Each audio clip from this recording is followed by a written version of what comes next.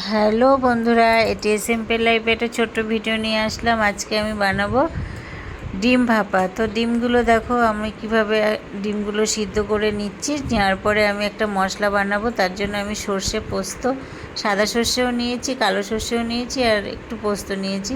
আর ডিমগুলো সিদ্ধ করার পরে ছুলে আমি একটু ভালো করে হালকা, বেশি না, ভেজে নেব। তো আস্তে আস্তে আমি দেখো কিভাবে রান্নাটা করছি।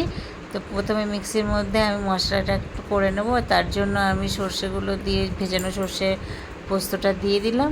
আর একটু বেরেস্তা বানিয়ে রেখেছিলাম পেঁয়াজের, ওই বেরেস্তাটা আর স্বাদ মতো কাঁচা লঙ্কা দিতে হবে। ঝাল যে যার মতো চয়েস অনুযায়ী দেবে।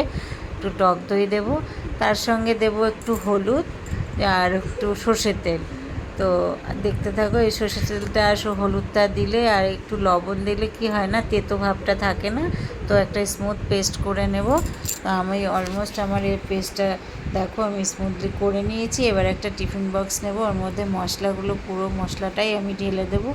আর দেওয়ার পরে যতটুকু পরিমাণে সর্ষের তেল দেওয়া যায়, মানে টেস্ট অনুযায়ী আপনারা স্বাদ মতো দিয়ে দেবেন বা বুঝে দেবেন। আমি একটু তেলটা একটু বেশি দিচ্ছি যাতে টেস্টিটা বেশি হয়, আর কাঁচা সর্ষের তেলের গন্ধটাও ভালো লাগে। আর অবশ্যই সর্ষের তেল দিয়েই করতে হবে।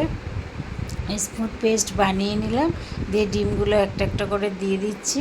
আর দেওয়ার পরে এই ডিমগুলো একটু এরপরে উপরে করে মাখিয়ে নিতে হবে। নিলে কি হয়, দুটো মশলাই ভালো করে দুদিকে থেকে যাবে। আর এবার টিফিন বক্সের ঢাকনাটা দিয়ে দেবো। একটু নুনটা কম লাগছিলো বলে, আর সামান্য একটু মিষ্টি অবশ্যই দেবে, তাহলে কি হয় পোস্ত স্বাদটা আরও বেড়ে যায়। সামান্য কাঁচা তেল উপরে দিয়ে দিলাম, আর কটা কাঁচা লঙ্কা ছিটিয়ে দিয়ে আমি ঢেকে দিলাম। দিয়ে একটু গরম জল করে একটা কড়াইতে, আর এমনভাবে গরম জলটা দিতে হবে যাতে কোনো রকমভাবে উপর হয়ে না যায়।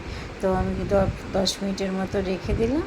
দেওয়ার পরে দেখো আমার ডিম ভাপাটা হয়তো মোটামুটি হয়ে গেছে। এই যে আমার ডিম ভাপা। তো খেতে মনে হয়েছে তো ভালো লাগছে, আর খেতেও খুব ভালো হয়েছে। তো তোমরা এইভাবে করে দেখতে পারো। টাটা।